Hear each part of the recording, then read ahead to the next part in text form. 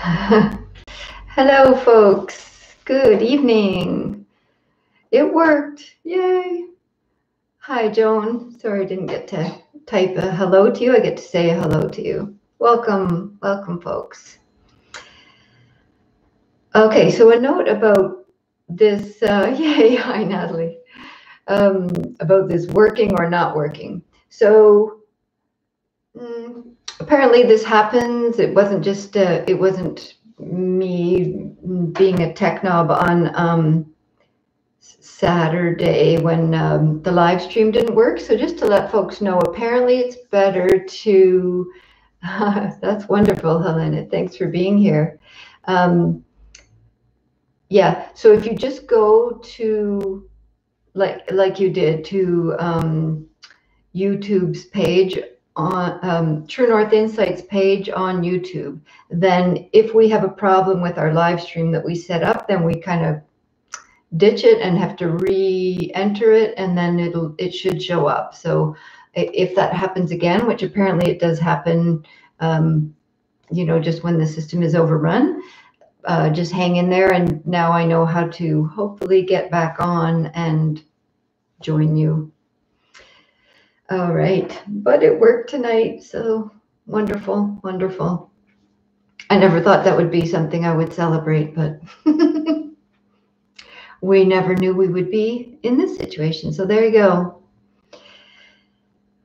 Yeah, so I'm sure you're aware that this is Earth Day today. This is the 50th anniversary of the notification celebration, the designation of April 22nd being what's called Earth Day. And Earth Day arose as a intention and action to come together in a unified way as a unified response to the environmental crisis. And what did I see it called? Airpocalypse. You know, how thousands of people were dying from the polluted air.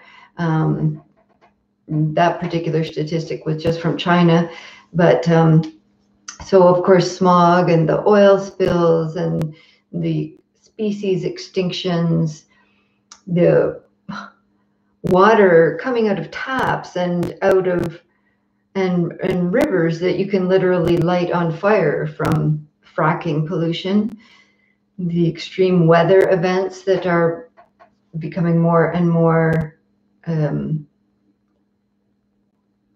prevalent. Of course, our melting glaciers, and we can go on. We could go on. So I'll just jump to this. A lovely quote here. This is a great book called Time to Stand Up. I don't know. Hopefully it doesn't show backwards for you. If it does, this would be annoying as well. It says embrace the moment if it is backwards for you. But you hate that when you're trying to read someone's shirt backwards. Okay, Time to Stand Up, an engaged Buddhist manifesto for our earth. It's called, and the subtitle, The Buddha's Life and Message Through Feminine Eyes. Wonderful book. Thanissara is the author. And this I wanted to share with you. Climate change has come about because of our lack of wise relationship with the natural world. We drive in cars, stare at computer screens, use our smartphones, consume her resources every day, and yet have no sense of the natural world as alive and sacred. We continually forget that we are intimately dependent on her functions for each breath we take. And she goes on to say how part of our practice here is to open to the pain of our dislocation and humbly begin a journey of healing reclamation, and redemption. And I know when I'm saying this, I was just watching Julie earlier today, outside, reminding us of I know many of you live and really practice, and Helena is commenting here how she spent the day planting many trees. Uh, um, oh, good, it's not backwards too, thanks. So I know that as I'm saying this, that we've forgotten our intimate dependence on the earth, that many of you haven't and practice this every day, being in right relationship. But I certainly know that it's something, even though I go for a walk in the forest almost every day, but often not, not so much in the winter. That's true. But more than just going for a walk is the relationship, and there's so many wise teachers that teach us how to be in this relationship of healing and redemption and reclamation. And part of that failed relationship is also an alienation with our own bodies, our own selves. And so the practice tonight is really looking at the Buddhist teachings on, of course, this interrelatedness of this form, this being that I call self, and all of the elements, earth elements, and how same. My mother-in-law shared a popular meme that you likely have seen, but it's so apropos. The statement is, from us, from the world, and it's so true. How could we ever? So the quote is, there's no way we can shut everything down in order to lower our emissions, to slow climate change and protect the environment. And really, did that not seem truly impossible? It did to me. How could we ever stop this machine of consumption, this machine of going and getting and being and doing and busyness and consumption, this whole mechanism of our consumer corporate greed. And so the meme, this goes on to then respond from Mother Nature. Here's a virus, practice.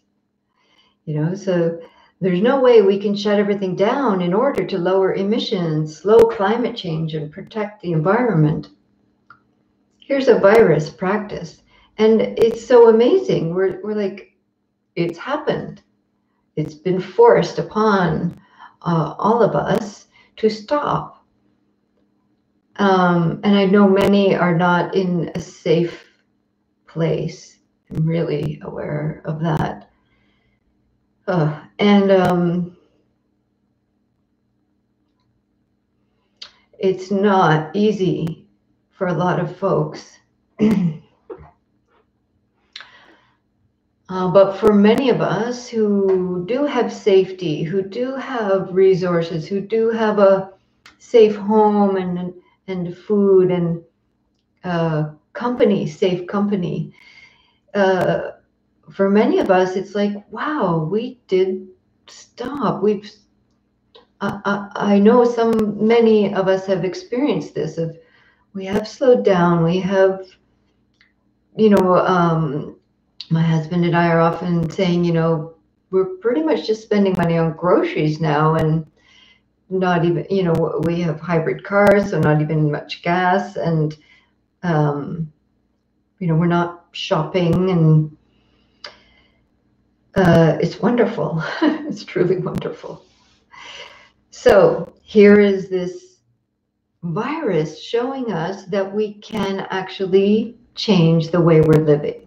And this is the hidden miracle in this pandemic, is that the earth is, as many of us have been saying, is finally getting a chance to breathe, and is actually healing in so many ways. You can see images from space, and how the water is cleared, how you can see the Himalayan mountains now in India, and you can all the animals that are coming back into spaces where it wasn't safe for them to be. There's a lot of healing happening really quickly. And that's a wonderful miracle and heartening. Very gives some hope. Yeah. So today I posted it a few times on Facebook, but there was a Earth Day live broadcast on all day. It's probably still on now. Amazing. Just wonderful diversity of speakers and activists and singers and artists, and incredible, extremely diverse cross-section of people truly committed and working and devoted to saving our lives, saving our earth, slowing down the destruction. And one of them, who was it? One of them was saying that how we are learning and how we need to do less driving, less shopping, less meat. If you're if you're not aware of that, it's quite easy to research how much pollution comes from meat consumption and deforestation, etc. Less driving, I said that already. Less flying, less waste of clean water. The amount of water that's used for things like fracking and crops for cows, etc., is astronomical. And so how can we do more with less? The less we use, the more we have. You see, the less we do of these things, the more clean water we have, the more clean air we have, the more we are slowing down the ravages of the earth. So how do we, it's quite a, what's the word, dichotomy, that's not quite it. We're two opposite things that you're opening to at the same time. How do we hold or open to the truth of the grief, our extreme grief, our fear, our despair at the state of the world, the earth, our environment, of which we cannot be without, the denial that is there for many of us.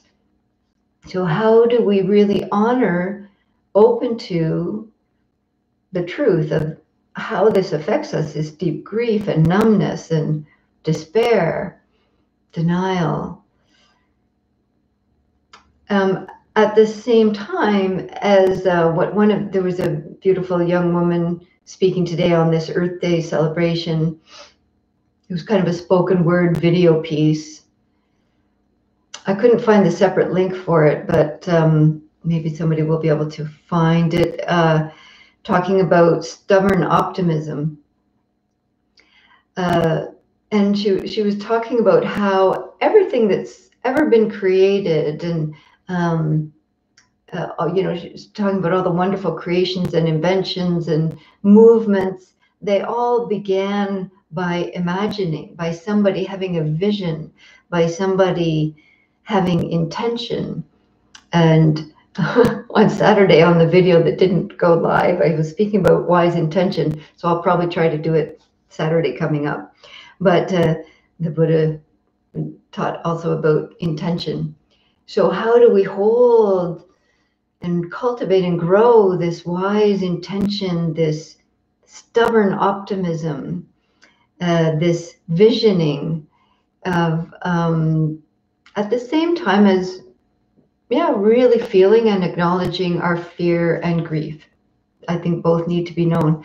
And so this is a wonderful poem called Kindness. Many of you, I'm sure, have heard this, by Naomi Shihab Nye, extraordinary poem. And I put the links down below to, I couldn't find her official website, but I put the link to her poem. So she has many wonderful books. And this poem speaks to knowing, honoring, opening to things that seem like opposites, but are part of the whole picture. It's called Kindness. Beautiful. Before you know what kindness really is, you must lose things. Feel the future dissolve in a moment, like salt in a weakened broth. What you held in your hand, what you counted and carefully saved, all this must go. So you know how desolate the landscape can be between the regions of kindness.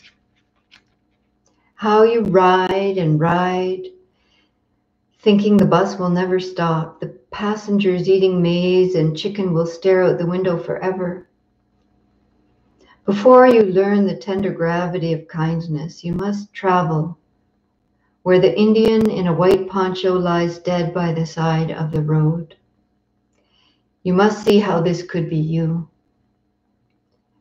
How he too was someone who journeyed through the night with plans and the simple breath that kept him alive. Before you know kindness as the deepest thing inside, you must know sorrow as the other deepest thing. You must wake up with sorrow. You must speak to it till your voice catches the thread of all sorrows and you see the size of the cloth. Then it is only kindness that makes sense anymore.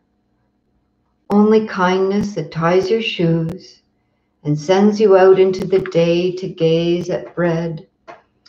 Only kindness that raises its head from the crowd of the world to say, "It is I you have been looking for," and then goes with you everywhere like a shadow or a friend.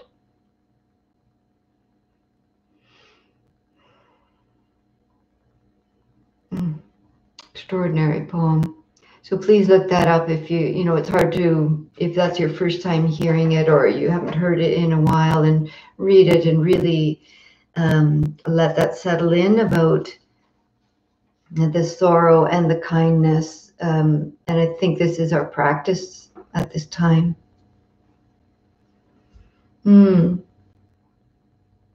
So this practice,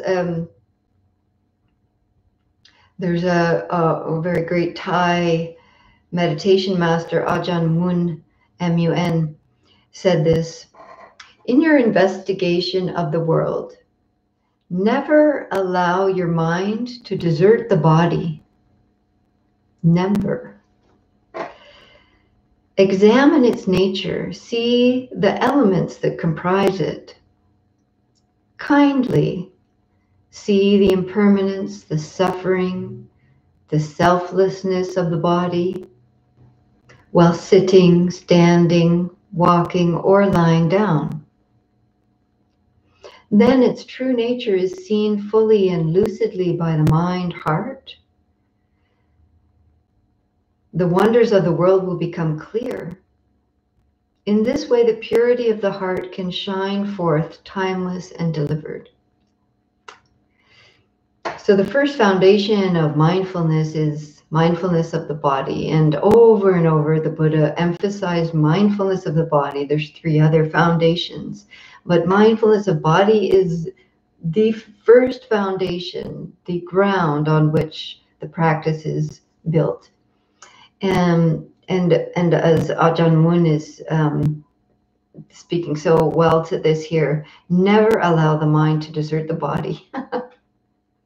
Wow, that's a tall order, and so possible at the same time. Truly is. And as he goes on to see the elements that comprise it. So this will be our practice tonight. I'm going to offer a guided meditation on the elements as is one of the parts of the path. And I've always found it a really, I love this practice of the elements of earth, water, fire, air. And in some of the teachings, there's suttas, as the teachings are written down, there's also reference to space as one of the elements, but I'm just keeping it to these four today. Depends on which sutta you're reading. And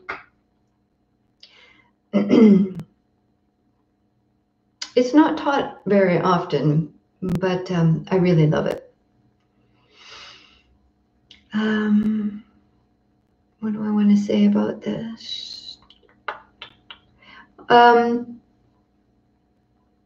Maybe we'll talk about it after. Let me just think for a second here if I want to explain. Okay, so when I guide this meditation, it's going to be done like a body scan. First, we're going to take our attention down the body, paying attention to the earth element. And then we're going to move back up the body with water, down with fire element, and back up with the air element. And I'll be guiding a fair bit through this just to kind of keep our attention with these aspects. But when the Buddha taught this, and then it was written down, it's things are really described in a way that it might be off-putting to some folks. If my mom was still alive, she would not want to hear these words. And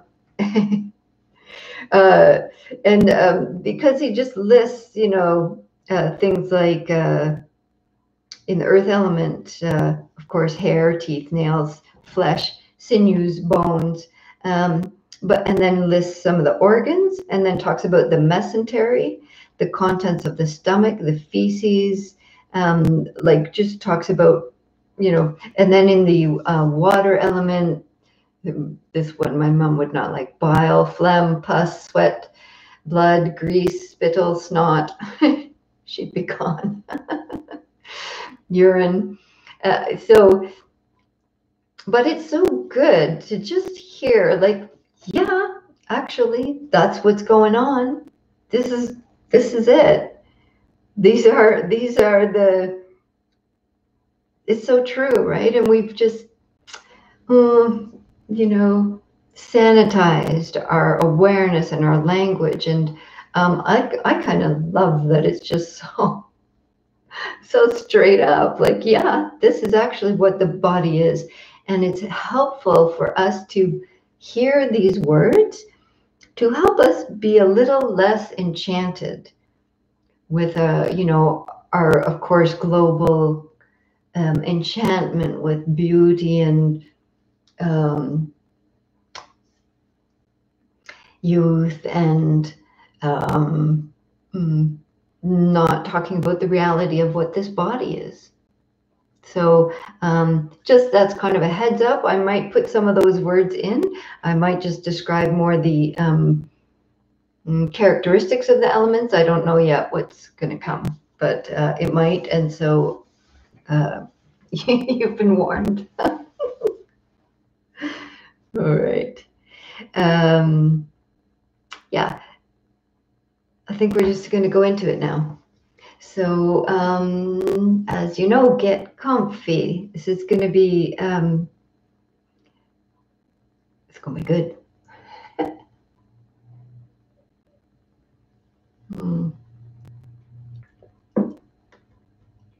So feel free to lay down or to get comfortable in your seat. If you're near a computer mouse, to push back so you're not tempted to multitask. There won't be anything to see here, so you could just put down your phone or tablet and just listen for this part if you like. You're also welcome to do this standing or walking if you feel like you have like that one of those postures would be better for you.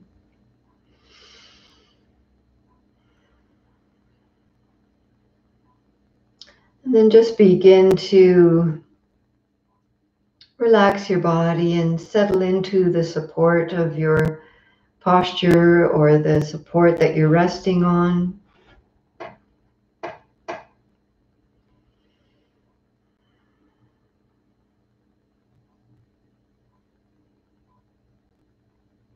Take a few moments here just to relax any obvious tension that isn't needed right now. See if you can notice any contraction or tension that you could just soften.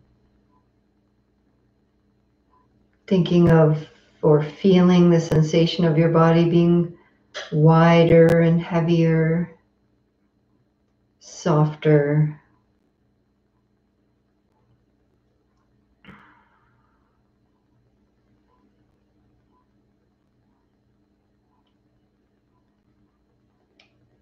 And then we're going to start to attune to the characteristics of the first element here, the earth element. And the earth element is all that is of the characteristic to be solid, or it's experienced like tightness or pressure, hardness, heaviness, rigidity.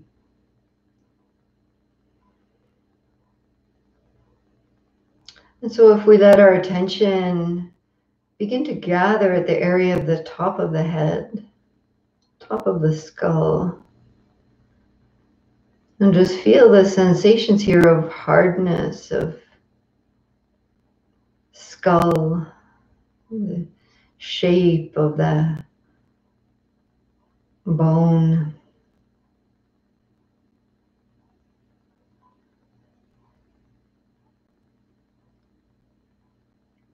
And we can sometimes feel or just be aware of the knowing of hair on the head. You might be able to feel sensations or just have an awareness of the hairs on the head.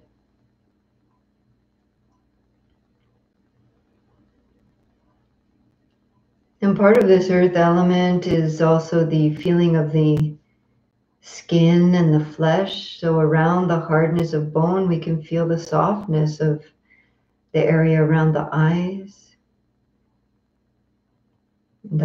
themselves,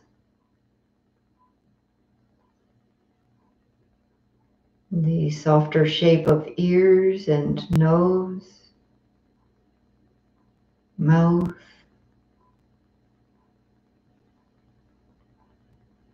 We could perhaps feel the sense of the openings between hard bone and softer flesh, the soft earth flesh of the brain.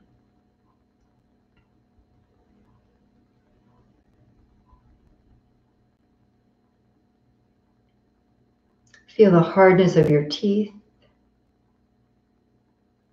You could even kind of feel them touching together or tapping for a moment and just feel just that bare sensation of earth element of teeth.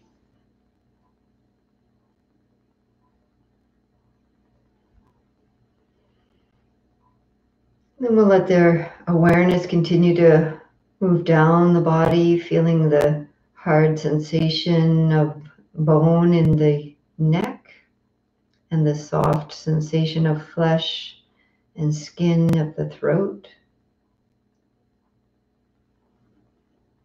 And across the hard shape of shoulders, the bones at the back of the shoulders,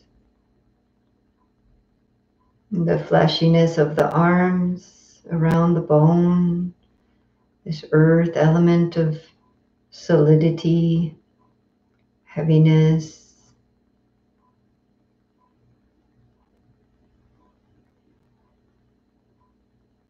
The sensation of your hands where they're resting.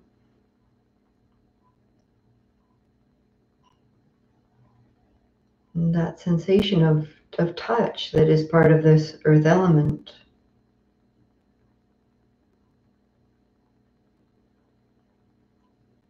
And then we can come back up to the top of the torso and feel the shape of ribs, bone, spine, and also the bone marrow, the inside of bones. And inside this torso, these organs of heart and liver, kidneys, spleen, lungs, intestines, stomach,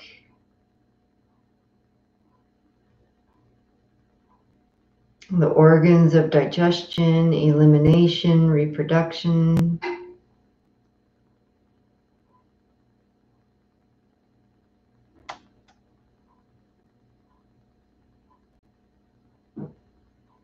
Just connecting with the reality of this earth element in this body.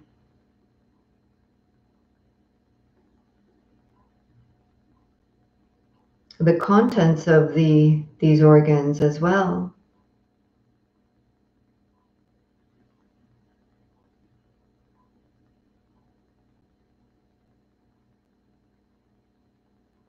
And let that attention continue to move into the pelvis and feel the bones of the pelvis, the hips, hardness, solidity, heaviness, and the flesh of the buttocks and the legs.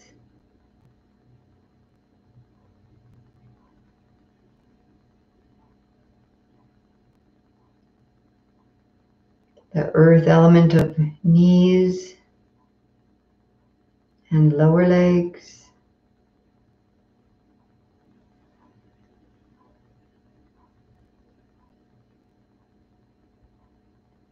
So really, as much as possible, trying to feel these sensations of your own body and its elemental nature.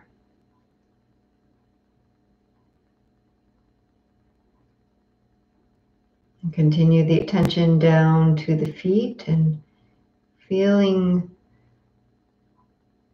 contact with the ground,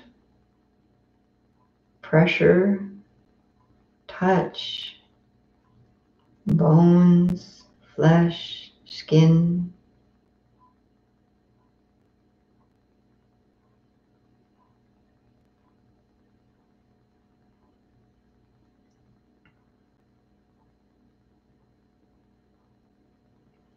And know that what is felt internally as this earth element is the same as the earth element externally.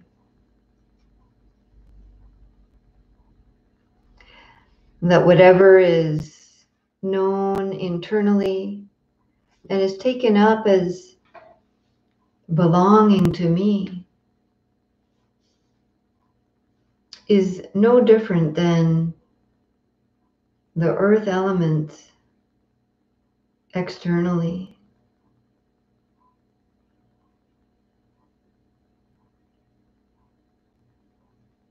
We'll just take a few moments here in silence, just feeling into this whole body experience from top of head to fingertips to tips of toes.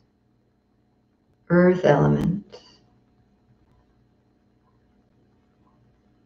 The quality of the bare quality of hardness, solidity, heaviness, rigidity, pressure.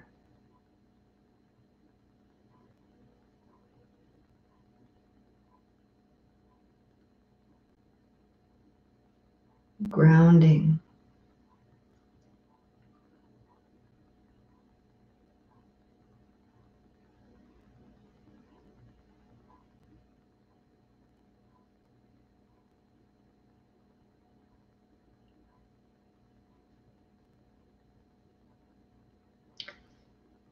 And now we'll begin to open to the sensations of the next element, the water element.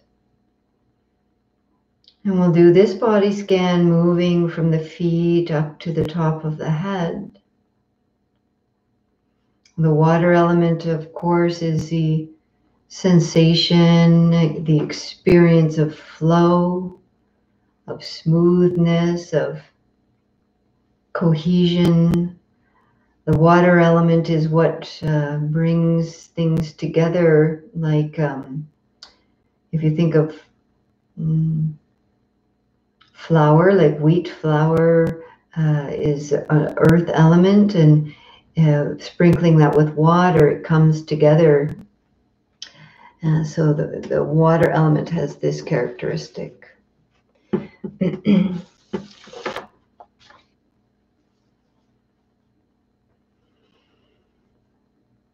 So beginning at the feet and attuning now to a bit more of the inner sensation of feet, and sometimes there can be a felt experience of pulse from the blood moving in the area of the feet, depending on if what's on your feet or where you are. There may be a sensation of sweat, which is another aspect of water element. But also part of the water element is the fat, which is part of the anatomy of the whole body.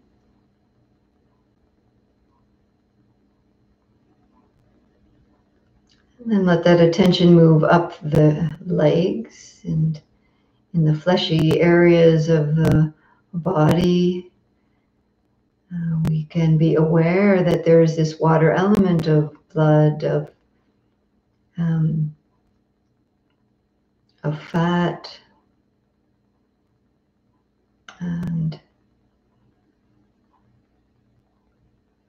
in the joints. In the suttas, it's called the oil of the joints.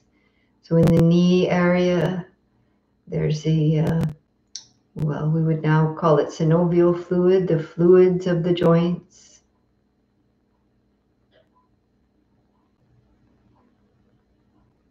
And into the upper legs, just an awareness or whatever sensations may be available, and just the awareness of water element.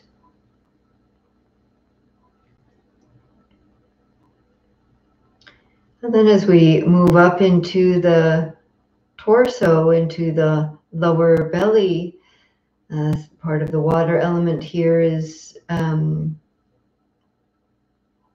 urine, is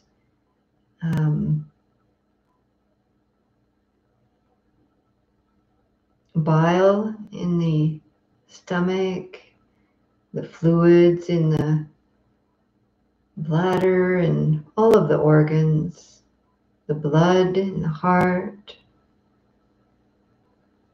the lymphatic fluid that is throughout the whole body, this water element that our bodies are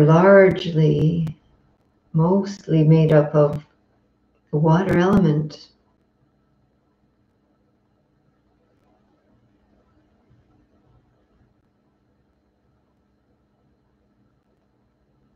bile and phlegm, pus, blood, sweat, fat, tears, grease, spittle, snot, oil of the joints, urine.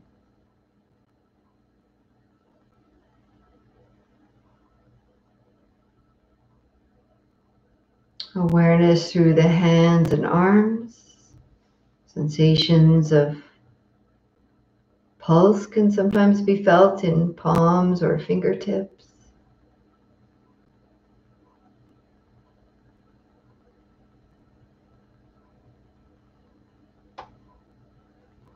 Sensations of flow. Even if you think you're just imagining it, just allow yourself to just be with that, go with it.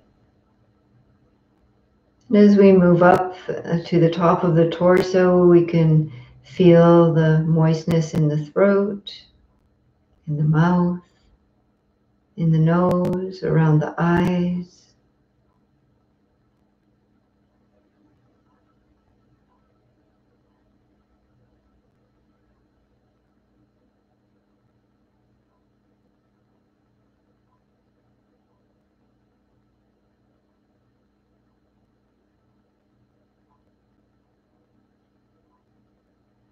Water element.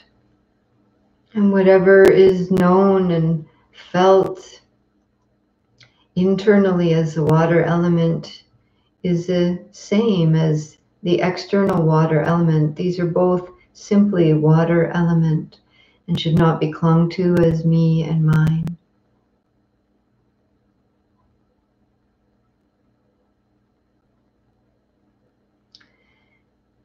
Now we'll move the attention back down the body, opening to the experience of the fire element. So the fire element is the experience of heat and warmth, of course, but also its opposite, coolness. But it's also what consumes. So all that we eat and digest and taste and drink, all that is consumed, it's also part of aging the body, is the fire element. So feeling the head and the skull, just notice you might feel perhaps there's an area of coolness at the tip of the ears or tip of the nose. It's a different temperature than another part of the body, or another part of the head, pardon me. I think of the fire element also as the synaptic activity, the electrical activity in the brain.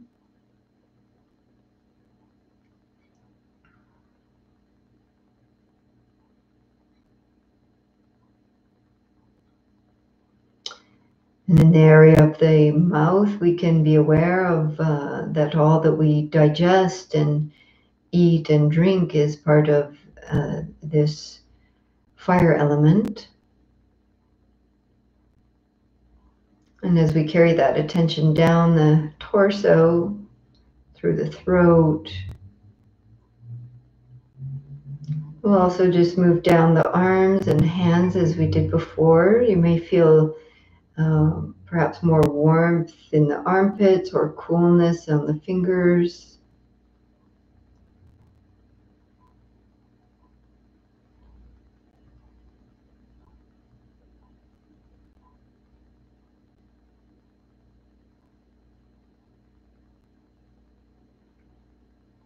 And sometimes we can also feel that the air that we exhale is warmer because it's been warmed by the body.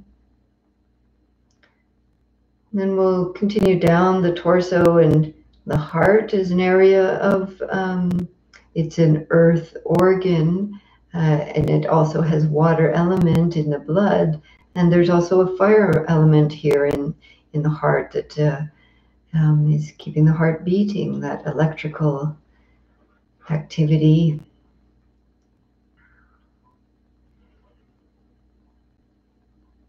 And in the Torso, of course, lots of awareness of the digestion and elimination organs as part of this fire element, the heat there, the digestion process.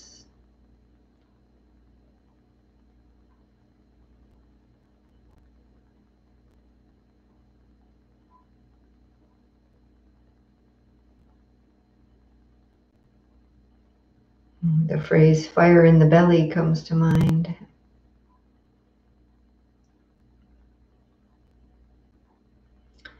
And continuing down the torso and legs, sense of heat or warmth or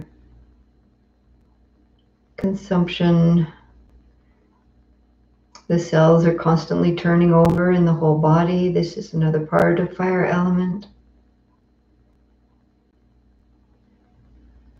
And when your attention comes to the feet, noticing any differences in temperature, sensation.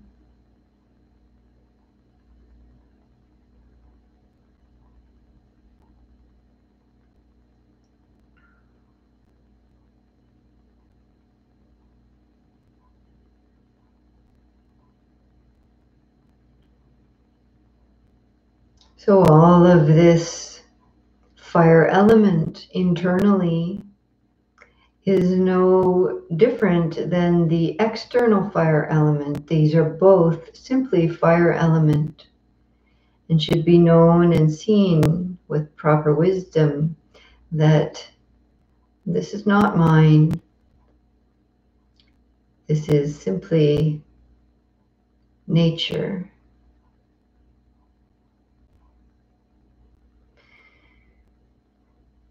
And lastly, we'll move our attention back up the body, this time attuning to the air element. Air element has the quality of distension, of expansion, of pushing. Sometimes it's experienced as lightness or support.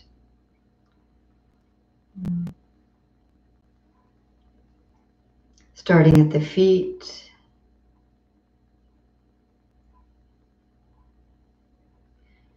And in the teaching, this is described as the winds that course through the limbs. So there's space and air, quality air element, even in the feet and legs.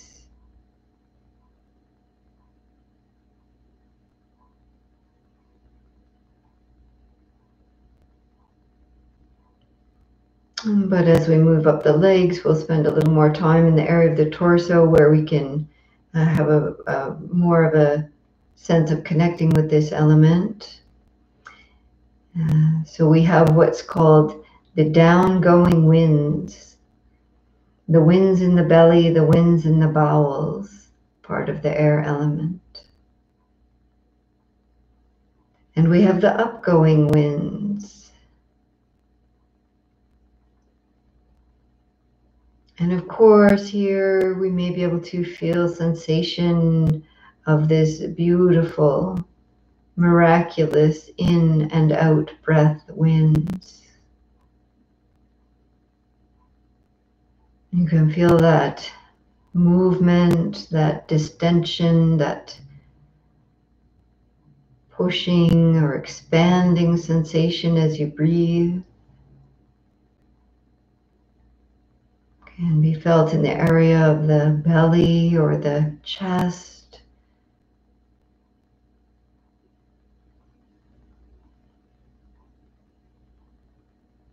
But also there may be a sensation of these winds that course through the limbs in the hands and arms.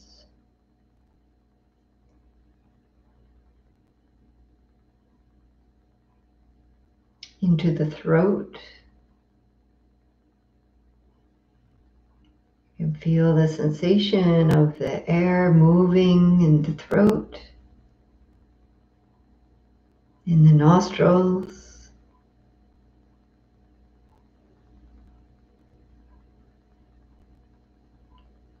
And we certainly know that this air element, even though we can feel it and know it internally, it is the same externally, simply air element.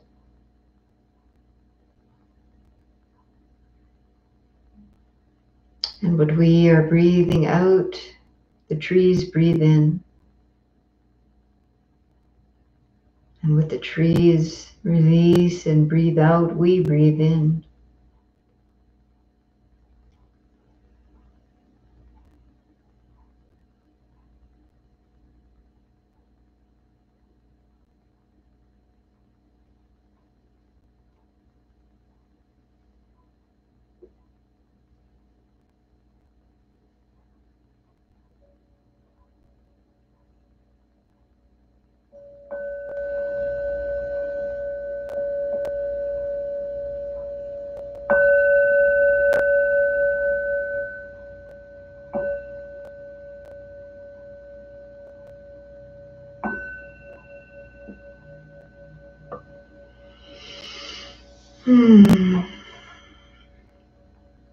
So feel free to end the practice in the way that's meaningful to you.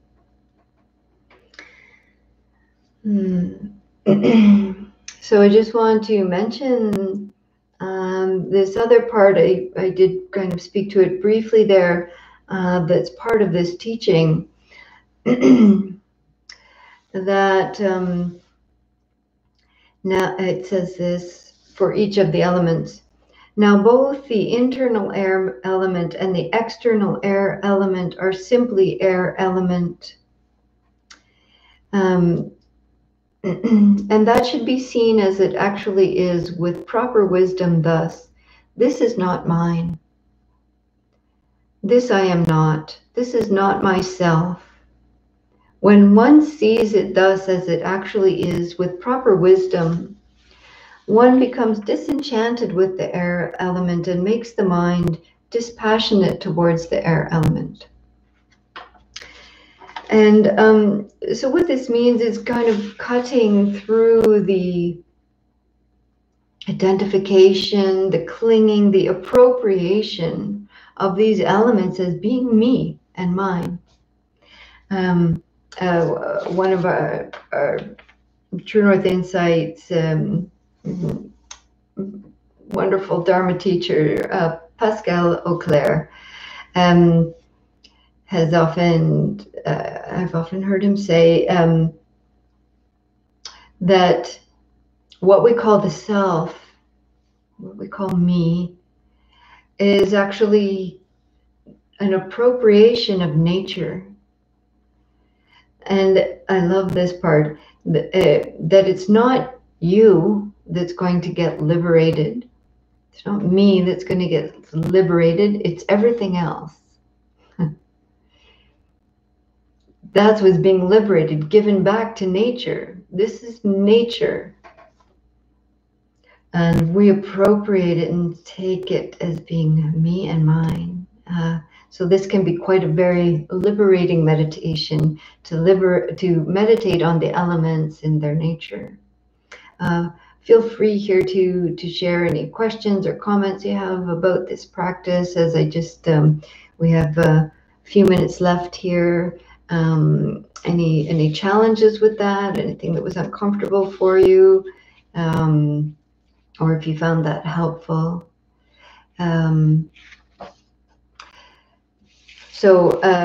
As you may be writing a question or a comment, I'll just share another poem. I also linked this down below from, you all know who, my favorite poet, Rosemary Watola Tromer. And this one really also fits with our 4 wise efforts, which our previous videos that you can find on this True North Insight channel on each of the 4 right efforts, wise efforts. This one's called Big Eden, E-D-E-N, Big Eden. She says, as surely as I know how to spell harvest, I understood today that no matter our job titles, our work is gardener. always the same. Plant the seeds, tend what grows, nourish, pinch back, repeat. What a gift to see at last the size of the garden. What a gift to be in service to the world, to pull up our sleeves, to smell the earth, to take what we've been given and make it better, to feed the others, to do it again. The way she says here, to plant the seeds, tend what grows, nourish, and pinch back. That's the 4 right wise efforts. It's a great one for the efforts here, this poem.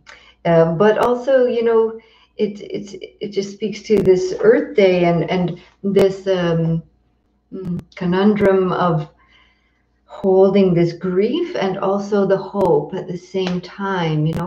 What do we want to nourish and grow, and what do we need to pinch back? What do we need to weed out to be in service to the world? To make, to